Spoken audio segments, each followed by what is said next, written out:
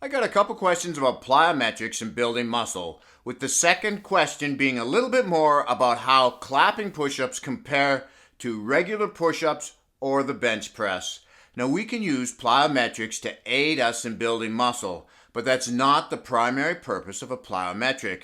It was designed to help us improve our athletic performance through increasing our power or that speed-strength connection.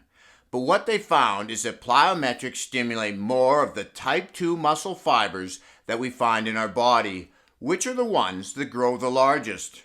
So we can use plyometrics to help fire up these fibers. When we use plyometrics to do this, it is not like HIIT training. We are just trying to wake these fibers up, not exhaust them. So just one set of 3 to 5 reps of explosive push-ups or jump squats with say 30 seconds rest before your set of regular bench or squats is plenty, and you'd repeat this in between each set. Now another thing that's a good idea to do is to take a moment between each rep of plyos to reset and really focus on the push or the exploding up hard in order to engage these fibers fully. Now another way that plyometrics helps us to build muscle is through that very explosiveness it develops. This allows us to blast through sticking points so we can lift more weight, do more reps, and ultimately translating into building more muscle. Plyometrics can be very exhausting, which is why they are quite often added into full body HIIT style workouts, and that's a very good use of them, but they should never be brought to failure because of the high risk of injury. And because of this high risk, we also need to make sure we are ready to add them into our programs before we start to do them. So if we have any mobility or stability issues with our shoulders, thoracic spine, or core, we need to address those before adding in plyo push-ups. And when it comes to standing long jumps or jump squats, if we have any issues with our knees, hips, or low back pain, we need to strengthen those areas first. So if plyometrics does such a great job of stimulating these type 2 muscle fibers, why wouldn't we use it to build muscle exclusively?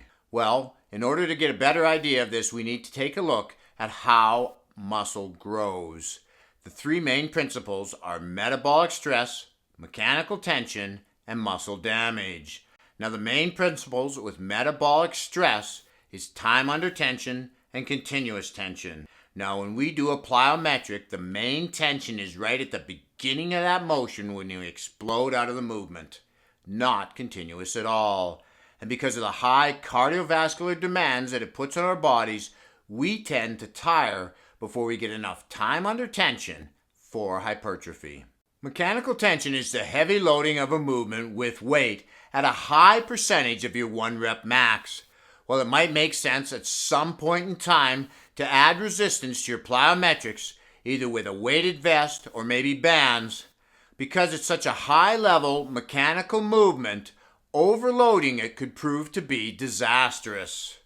Now, muscle damage includes techniques like slow negatives, and it's designed to push our bodies beyond failure, something we should never do with plyometrics. If we want to improve our athletic or life performance, properly adding plyometrics into our training program will accomplish this. It will even reduce the odds of us getting injured in day-to-day life or our training activities. Now, we've already talked about how plyometrics can assist us to build muscle, but when it comes to our primary exercises, we're better off choosing exercises where we can have continuous tension on the muscle with working with a heavy enough load that we can push ourselves safely near to or to failure, like the bench press or push-ups. Now adding in explosive push-ups into our push exercises like a clapping push-up will give us a bit more bang for our buck when it comes to hypertrophy. But if we're looking for a primary pushing exercise to progress from regular push-ups, I would recommend moving to archer push-ups to build more muscle. But we can't build muscle unless we keep working out while having fun. This is Lawrence from Fit and 50. Talk to you again in the next one.